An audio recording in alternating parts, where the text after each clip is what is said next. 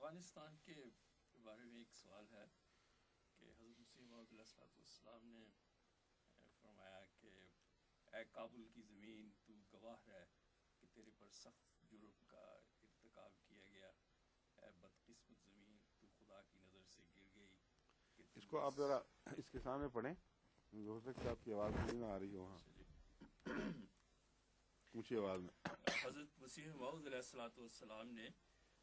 تذکرۃ الشہادتین، یہ صفحہ 44 ریفرنس ہے، فرمایا اے کابل کی زمین تو گواہ رہ کہ تیرے پر سخت جرم کا ارتکاب کیا گیا، اے بدقسمت زمین تو خدا کی نظر سے گر گئی کہ تو اس ظلم عظیم کی جگہ ہے. اسی صفحہ پر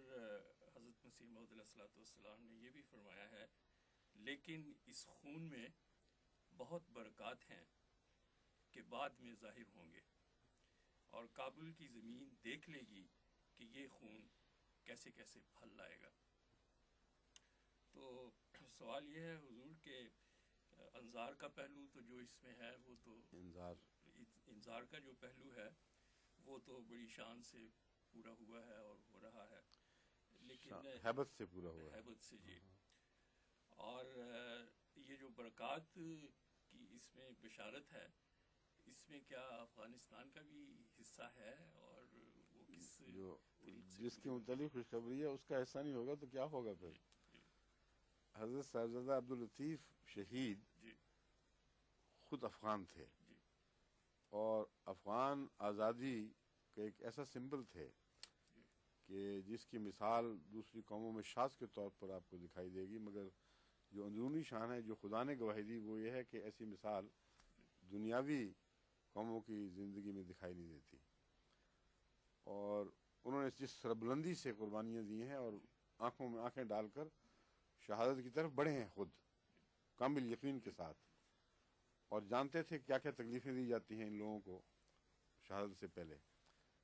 تو وہ جو اخلاص کا ایک خاص مرتبہ ہے وہ اس نے ساری افغان قوم کو معزز بھی کیا ہے جہاں مخالفوں کو ذلیل کر دیا. تو اس کے دونوں پہلو کو پیش نظر رکھنا چاہیے. حضرت مسیح صلی اللہ علیہ وسلم کی پیشگوئی لازماً اللہ تعالیٰ کی طرف سے ایک خوشخبری کے طور پر ظاہر ہوئی ہے، ورنہ جس طرح حضرت مسیح صلی اللہ علیہ وسلم کو تکلیف تھی وہ یک طرفہ ذہن ہی چلنا چاہیے تھا ایک عام انسان کا جس کا تعلق اللہ تعالیٰ سے نہ ہو کہ اب ان کو خوب سزا ملے گی اور بڑا مزہ آئے گا اور مارے جائیں گے. لیکن چونکہ خدا سے تعلق تھا، اللہ تعالیٰ نے فرمایا کہ نہیں، اس کو پیش نظر رکھو جس کو تکلیف دینے کے نتیجے میں قوم سزا پائے گی. تو اس کی عظمت کا تقاضا یہ ہے کہ اس قوم کو بچایا بھی جائے اور بڑے اعلیٰ مراتب تک پہنچایا جائے. تو ایک دور ہے جو ابتدائی دور ہے ان دشمنوں کے برسر اقتدار رہنے کا دور، جن کی ذہنیت صداقت کی دشمن ہے اور انسان کی اس دل کی سختی